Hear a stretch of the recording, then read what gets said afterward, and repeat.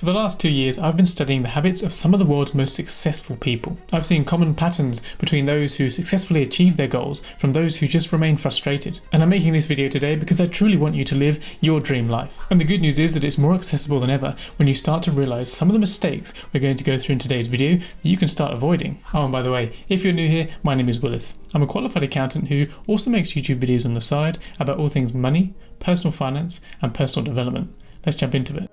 So mistake number 1 is procrastination, and procrastination is often for most people the single biggest factor why they don't end up living the life that they truly want. Because ultimately when you end up just putting off all these actions that you know you need to take in order to further yourself towards your goal, then you're essentially just choosing future regret. I mean, think about it. How many times have you thought, I'm going to start something new, I'm going to do this new amazing thing, and then you end up just scrolling, whether it's going to the gym, whether it's starting something new, trying to learn a language or build a business, you just start doing something that's really not that important because you don't really feel like doing the big task, the needle moving task that you actually have to do to make progress in that area. And what I've found to be the most successful way to overcome procrastination is really just try and create that sense of urgency in your mind. Just like imagine yourself 50 years from now filled with regrets that you haven't made certain decisions earlier in your life and you're just not where you want to be. So can we just try and create that connection to your future self and that pain that you're going to feel in the future if you don't do what you need to do now in order to live the life that you truly want? And as Tony Robbins says, we have to make certain actions that further us towards our goal, towards our dream life. We have to make those a must, because in life we don't get our shoulds. I should go to the gym more, I should work out more, I should eat healthy, whatever it might be. We don't get our shoulds in life. We only get our musts. Anything that's important to you and furthering you towards your goal, you have to make it a must. Another technique that you can use that I found to be quite effective is to say to yourself, if I don't do this thing that I need to do, then something or someone dies. Now this on the face of it sounds pretty full on, right? But again, it's just all about creating that emotional connection and that sense of urgency that if I don't do something, then something or someone that I truly care about in life is not going to be here anymore. And ultimately, if you can create that mindset and really believe it, then that's absolutely going to kick you into gear. Even if it might not be 100% true, if you don't do something, if you don't go to the gym, no one's probably going to die. But at the end of the day, if you don't do the things you need to do in order to live your dream life, then your dreams definitely will die, and the life that you could have had you started doing these things is probably going to die as well. Another thing to think about is that many young people are often told that they have so much time. You're in your 20s, you've got your whole life ahead of you. That's what most people say, right? But the fact is,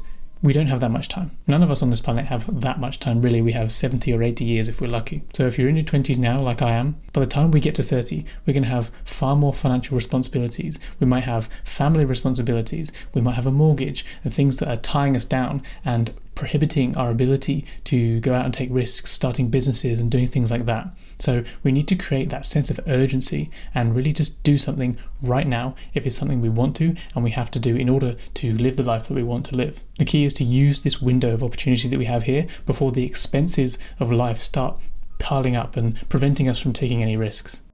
Mistake number 2 is the negative mindset. And of course, I know it's easy to focus on what you don't have or you seemingly can't achieve, right? You might hear that home ownership is impossible or certain opportunities are just closed to you because of where you come from or where you grew up or where you live now. But the simple fact is that focusing on these perceived limitations just does absolutely nothing to move you forwards. All you do is just spin your wheels in your mind and think about what these limitations, the reason why you can't do this or you can't do that, when in actual fact, there probably is a way. And as Henry Ford famously said, whether you think you can or you think you can't, either way, you're right. And this simple truth really just underscores how powerful our mindset really is in determining the outcome of our life. Instead of dwelling on these limitations, start instead to think about the amazing resources that you have available to you today. Because you and I sitting here right now, we are richer than 99% of all human history. We have more technology than anyone ever before us. With a smartphone in your hand and internet access, you have more resources at your fingertips than billionaires had from 30 years ago.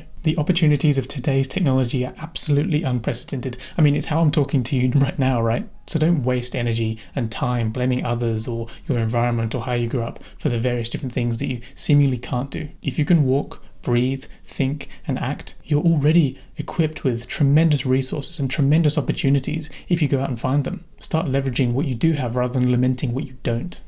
Mistake number 3 is shiny object syndrome. One common trait that I've observed across many successful people is their unwavering ability to focus. They have an ability to just focus on one thing and not let anything else get in their way.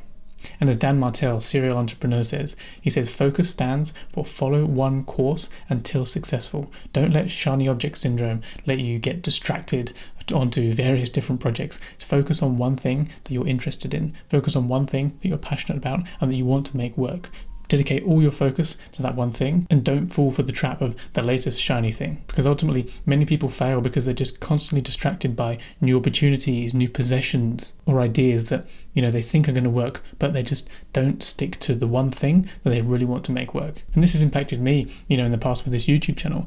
I have a niche that's more sort of personal finance, personal development related, but there are shiny new video ideas that I see all the time that I could potentially make for this channel, but that's just a distraction. That's not really what I'm actually focused on. So I need to remind myself a lot of the time that I need to focus on exactly what I want to bring to my audience and the value that I want to add to people's lives, rather than just going off and making any random video that I feel like because I thought it was a shiny object at the time. And this also applies to growing on multiple platforms at once. I've had a thought about growing on Twitter or X, had a thought about growing on Instagram, LinkedIn, but just focus on the one platform is what I really need to do. To achieve meaningful success, we need to be integrating focus into all aspects of our lives. And this might mean getting your family involved in your goals and priorities, or structuring your relationships in a certain way to meet those priorities. Because at the end of the day, when your personal and professional lives are in alignment, then you can create powerful momentum. There's no work-life balance. Work and life just intertwine simultaneously. Success requires that you eliminate distractions that pull you in different directions. Each time that you chase a shiny new object, you're diluting your focus and energy that you're able to channel towards your most important goal. And this is mainly because of the concept of decision fatigue, which is basically where you have to allocate some of your finite resource, that is your attention, your energy, and your decision-making ability, to tasks that just don't move the needle and don't propel you in the way you want to go. Identify your primary goal, then ruthlessly eliminate any other actions that don't propel you towards that goal. Mistake number 4 is staying in your comfort zone. Many of us develop limiting belief systems through our childhood. Between the ages of 0 and 7, parents, teachers, friends, whoever it may be, embed themselves into our subconscious, which creates assumed boundaries that we don't really question as adults. But ultimately, growth always requires that you push through discomfort. When you start something new, whether that be a YouTube channel, moving to a new city, or trying to learn a new skill, you're in the beginner phase. And that beginner phase is almost always extremely uncomfortable because you feel like you just don't know what you're doing, or you don't know what the next step is. But this discomfort is just precisely where the growth actually happens. Finding a solution to this difficult problem that you have is how you grow. And some of the most successful people in the world have learned to embrace this feeling, or even encourage this feeling, because they know that when they're challenged, when they're uncomfortable, they're actually making progress and they're growing as people. Layla and Alex Hormozi talk about this all the time. They say they've learned to become uncomfortable in order to grow their businesses. They understand that being uncomfortable and embracing that feeling is a sign of expansion and not necessarily danger. So here's what you can do. Start saying yes to opportunities that initially sound scary to you, whether that be public speaking or starting a new sport, learning a new skill or a language or anything, whatever it may be. Just say yes to an opportunity that initially sounds scary to you, because once you throw yourself in and you have a go at it and you start figuring out what it is that you need to do in order to get good at that thing, that's where you truly grow and you truly develop as a person. For me, the most uncomfortable that I've ever felt was when I took the opportunity to move from the UK all the way over to Australia at the age of 23 years old, completely on my own. I didn't know anybody in the entire city I was moving to. I didn't know where I was going to live. I had to set up all these immigration documents, bank accounts, and tax-related documentation that I just didn't know how to do. But it threw me in at the deep end and ultimately improved my confidence as I overcame these obstacles. And quite frankly, I wouldn't be sitting here talking to you right now had I not made that move, because my confidence level would be way too low to even record a video in front of a camera like this in a room on my own, let alone publish it on the internet for the entire world potentially to see. Mistake number 5 is not taking accountability. Too often in life, people blame external circumstances for the reason why they haven't got to where they want to get to. It might be economic conditions, societal norms, or other people's actions that supposedly prevent you from getting to where you want to go. Stephen Covey, who's the author of The 7 Habits of Highly Effective People, he once said, accountability breeds responsibility. Because ultimately, when you take ownership of your circumstances, you gain the power to change them. And taking personal responsibility means that regardless of external circumstances, your response to the situation remains within your control. When you blame others for your personal situation, it gives you a perfect excuse for you to not take any action.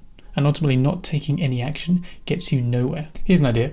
Assume that every single thing that happens in your life is your fault. You've had an argument with your partner, it's something you said. It's raining on the day that you're supposed to go on a beautiful day trip. It's your fault for booking that day. Now, clearly there are things here that are completely outside of your control. You can't control the weather, for example, but if you assume that everything is your fault, then that will free you from holding grudges against anyone or anything and just motivate you to keep moving forward. And the hard truth is that challenges require hard work to overcome. Taking accountability means that you're accepting that while the situation might be hard, you still have choices. Do the hard thing now for a better life later. It will be challenging in the present, but it will transform your future. Easy now, suffer later. Discipline and hard work now, greater later. Mistake number 6 is focusing on the wrong things. So this is really the flip side of mistake number 3, because many people invest tremendous amounts of energy in things that really add no value to their life whatsoever. For some, it's following sports teams obsessively. For others, it might be binge watching reality TV. I'm from the UK, right? And football is absolutely huge in the UK. It seems like pretty much every man over a certain age in the UK follows their football team almost religiously. They obsess over the league table, they obsess over what players within their team should be playing, how bad the manager is, what their record is against their local rivals. But here's the question. What do you personally get if your team, whether it be football or another sport or whatever it may be, what do you personally get if your team wins that game? Nothing. And no, bragging rights is not an answer. Because unless you own the football team, or unless you're on the pitch playing for the team, or you've placed a massive bet, which, I don't recommend, then you actually don't make any money or gain anything from the result of that team. The players on the pitch get paid millions, the billionaire owners of the club make billions more from you watching their game, but you don't personally get anything. It's just simply a distraction. And it might not be football for you, it might be reality TV or it might be video games. How many hours are you sinking into these things that just are not adding any value to your life? They're not moving the needle, they're not moving you forward in any way. Here's something to consider. What activities are you doing on a weekly basis that are taking up at least 10 hours of your time that are not moving you closer towards your goals? What would happen if you redirected even half of that energy towards meaningful activities that move you towards those goals? Ask yourself, what am I getting back in return for myself personally from this investment of my time and attention? If the answer is just temporary entertainment or bragging rights, then you need to consider whether it's actually worth it, because your time and attention are your most important, most valuable assets. You need to be very careful where you invest these and make sure you're investing it somewhere where it can actually compound and grow and move the needle in your life.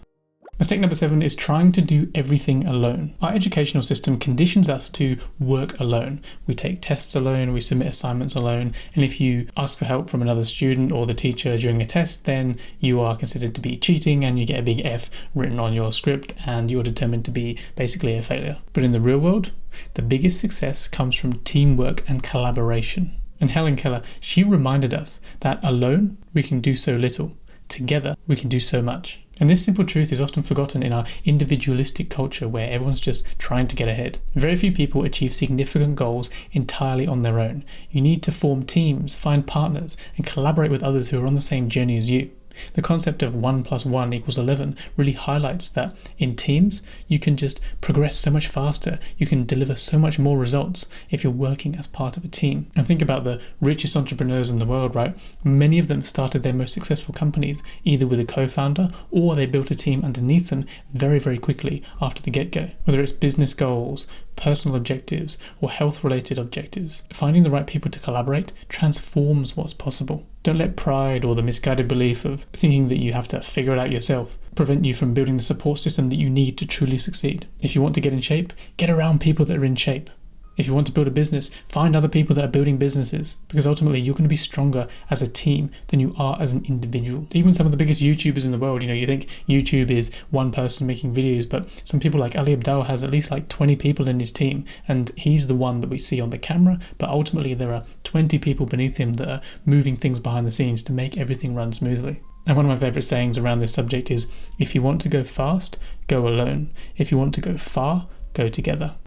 Mistake number 8 is falling victim to lifestyle inflation. You see, the problem is as income increases, many people decide that they also want to inflate their lifestyle. They want a bigger house, they want a nicer car, designer clothes, etc. But these fixed costs create chains around you that prevent you from taking any risk in the future. The main reason for this is because when your expenses are high, your brain goes into survival mode rather than creative mode. It's thinking, how are we going to make enough money to pay the bills next month, rather than what can we create and add value to the world with. And you become trapped in jobs or activities that you hate because you can't afford to lose that income stream, not even temporarily. Reducing expenses creates freedom. Freedom to take time off from your job, freedom to pursue new opportunities, take calculated risks, and make your decisions based on long-term goals rather than immediate cash flow needs because you're trying to pay a subscription to something that you don't need. Being willing to sacrifice temporary comfort for long-term success is a hallmark of some of the most successful people in the world. I mean, how many successful entrepreneurs and musical artists once lived in their cars or on friends' couches or in shared rooms just so they could cut their costs as much as possible and focus full-time on their passion, whether that be building a business or practicing playing the guitar or whatever it may be. And of course, you don't have to go to this extreme. All I'm saying is cutting your costs will give you a greater level of freedom and less financial pressure to have to meet inflated bills every single month for things that you probably don't need anyway. Mistake number 9 is not understanding how to make progress. Many people fail because they try to completely transform their lives overnight, rather than understanding the power of incremental 1% changes. This is the entire theme of Atomic Habits by James Clear. Success requires breaking down big goals into tiny, manageable little steps that you can do on a daily basis. Don't focus on building a business all at once. Focus on the 5 tiny little steps that you can do today, whether that be registering a domain, having a conversation with a potential customer, or sketching out a 5-year business plan. If you want to get in shape, you don't just go to the gym once and then expect all the fat to melt off overnight. No, it takes months to lose fat and years to build a meaningful amount of muscle. The more patient you are with this step-by-step approach, the more likely you are to succeed. Trust that small actions compound into significant results when repeated over a long period of time. I'm not saying having a big, hairy, audacious goal is not a good thing. It's a great thing to have a big goal. Be ambitious, think big, of course, but break that down into small, manageable steps that you can start today. There's no point thinking about being a billionaire if you haven't even made your first dollar from your business yet. Mistake number 10 is not doing what you love. Some advisors suggest that we should be looking to identify gaps in the market and exploit those gaps and start a business in that area regardless of what we're interested in. And while this approach might generate quick money, it very rarely leads to sustained fulfillment in the long term. And Steve Jobs offered a powerful insight. He said, your job or your work is going to fill a very large part of your life. And the only true way to be satisfied is to do what you believe is truly great work. And the only way to do great work is to love what you do. Because when you build around activities that you genuinely enjoy doing, you create powerful momentum and motivation to persist through challenges that come up. It takes hours for me to create videos like this each and every single week, but I enjoy the process. I enjoy coming up with new ideas, creating scripts and recording the videos, and then subsequently editing them and improving my skills in that area as well. Now, this doesn't mean ignoring practicality. The key is just to find the intersection of doing what you love whilst also providing value to others. To find success on your own terms rather than somebody else's definition. Because ultimately, if you can work on something that you love every single day, as long as you have enough money to live, then the financial outcome is not as important. I hope you enjoyed this video. If you did, I know you'll love this one. But don't go just yet. Please make sure to drop a like on this video and subscribe to the channel. I'll see you over there. Bye.